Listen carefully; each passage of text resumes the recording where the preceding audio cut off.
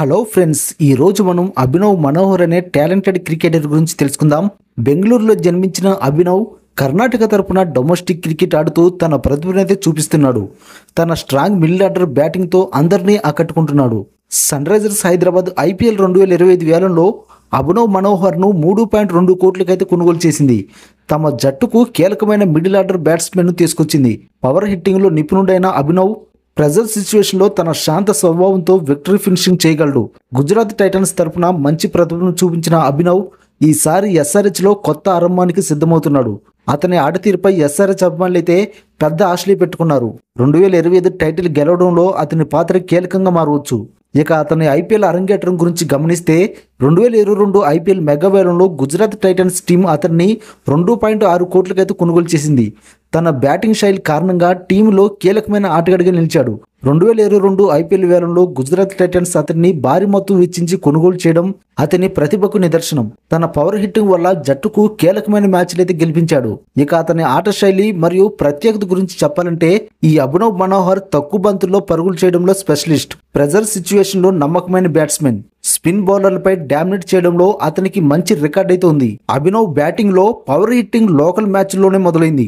Spin bowling ను సునాయాసంగా ఆడడం అతని ప్రత్యేకత. డొమెస్టిక్ మరియు IPL లో అతని ముఖ్యమైన ఇన్నింగ్స్ గురించి చెప్పాలంటే 2021 సయ్యద్ ముస్తాక్ అలీ ట్రోఫీలో 70 పరుగులు చేసి తన జట్టుకు విజయాన్ని అందించాడు. ఇక 2022 IPL లో చెన్నై సూపర్ కింగ్స్ పై కీలక ఇన్నింగ్స్ ఆడి గుజరాత్కు మంచి విజయాన్ని అందించాడు. అభినవ్ 2022లో చెన్నైపై 42 పరుగులు చేసి గుజరాత్కు విజయం సాధించడంలో కీలక పాత్ర పోషించాడు.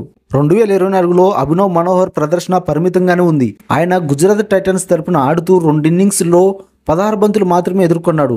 ఆ 2 ఇన్నింగ్స్లో కలిపి 9 పరుగులు చేశాడు. 8 పరుగులు అతని అత్యధిక స్కోర్ కాగా స్ట్రైక్ రేట్ వచ్చేసి 56.25గా ఉంది. కానీ ఆ సీజన్లో గొప్పగా రాణించలేకపోయాడు.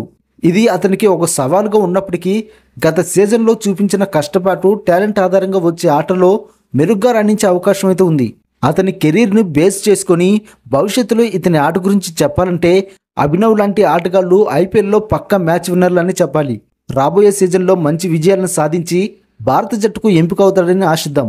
T20 ఫార్మాట్లో ఇంపాక్ట్ ప్లేయర్గా ప్రూవ్ చేసుకున్నాడు. ముఖ్యంగా IPLలో గుజరాత్ టైటన్స్ తరపున ఆఖరి ఓవర్లలో ఆడటంలో అతని స్ట్రైక్ రేట్ చాలా బాగుంటుంది.